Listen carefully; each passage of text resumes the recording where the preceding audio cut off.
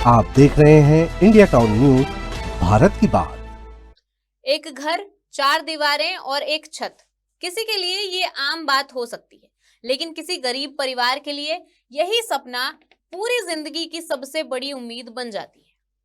छत्तीसगढ़ में ऐसे ही लाखों परिवार प्रधानमंत्री आवास योजना के भरोसे बैठे हुए हैं। लेकिन जैसे ही ये खबर आई कि पीएम आवास योजना की अवधि दिसंबर 2025 में खत्म हो रही है, तो लोगों की चिंता बढ़ गई। अब बड़ा सवाल ये था कि क्या अधूरे मकानों पर ताला लग जाएगा? क्या जिनका घर बनना बाकी है उनका सपना टूट जाएगा? लेकिन इसी बीच छत्तीसगढ़ के हितग्राहियों के लिए एक राहत भरी खबर सामने आई। जी हाँ, पीएम आवास योजना की अवधि अब 1 साल तक बढ़ सकती है। नमस्कार, आप देख रहे हैं इंडिया टाउन न्यूज और मैं हूं आपके साथ सुरभि शुक्ला। क्या है पूरा मामला, किसे मिलेगा फायदा और किन लोगों को अभी भी चिंता करने की है जरूरत? आइए आपको बताते हैं पूरी जानकारी हमारी इस खास रिपोर्ट में।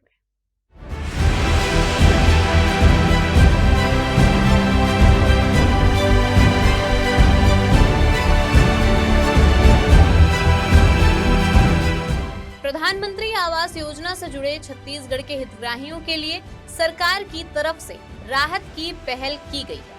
राज्य सरकार ने केंद्र सरकार को एक प्रस्ताव भेजा है जिसमें पीएम आवास योजना शहरी की अवधि को 1 साल तक बढ़ाने की मांग की गई है।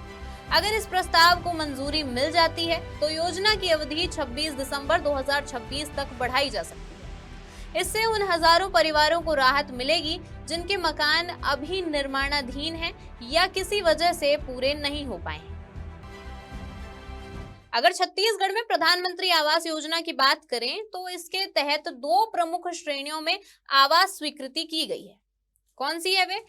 पहली, लाभार्थी आधारित व्यक्तिगत आवास BLC और दूसरी है भागीदारी में किफायती आवास यानी कि AHP। इन दोनों श्रेणियों को मिलाकर राज्य में कुल 2,43,261 आवास स्वीकृत किए गए थे। अब अगर निर्माण की स्थिति देखें तो आंकड़े काफी अहम कहानी कहते हैं। कुल स्वीकृत आवास 2,43,261 है। पूर्ण हो चुके आवास की संख्या 2,17,022 है, यानी करीब 89% मकान बनकर तैयार है।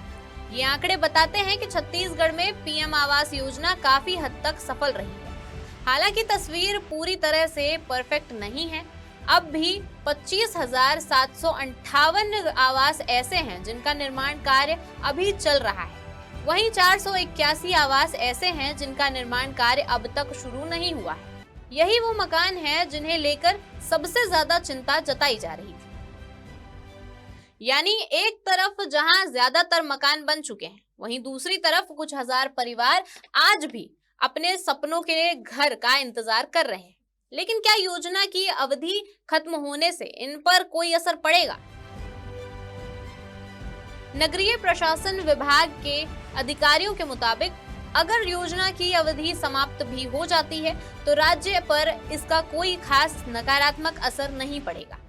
अधिकारियों का कहना है कि ज्यादातर स्वीकृत आवासों का निर्माण कार्य पहले ही शुरू हो चुका है, यानी जो घर बन रहे हैं उन्हें पूरा करने में तकनीकी रूप से कोई बड़ी बाधा नहीं आएगी। हालांकि एक अहम शर्त भी रखी गई।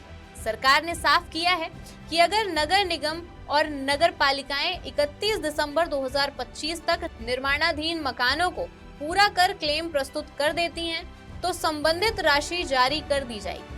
इसका मतलब है कि स्थानीय निकायों की भूमिका अब बेहद अहम हो गई है। गौरतलब है कि केंद्रीय आवास और शहरी कार्य मंत्रालय ने नवंबर महीने में राज्य सरकार को पत्र भेजकर स्पष्ट निर्देश दिए थे कि जिन मकानों का निर्माण कार्य अब तक शुरू नहीं हुआ है उनके लिए कोई नई राशि जारी नहीं होगी और ऐसे मकानों का निर्माण कार्य शुरू भी न किया जाए।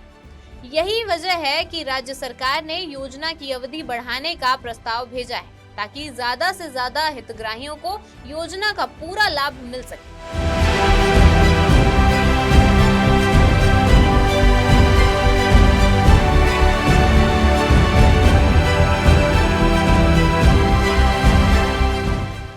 अगर योजना की अवधि बढ़ती है तो तो इसका सीधा फायदा निर्माणाधीन मकानों वाले परिवारों को मिलेगा। स्थानीय निकायों को काम पूरा करने का समय मिलेगा और राज्य सरकार को केंद्र से फंड क्लेम करने का मौका भी मिलेगा।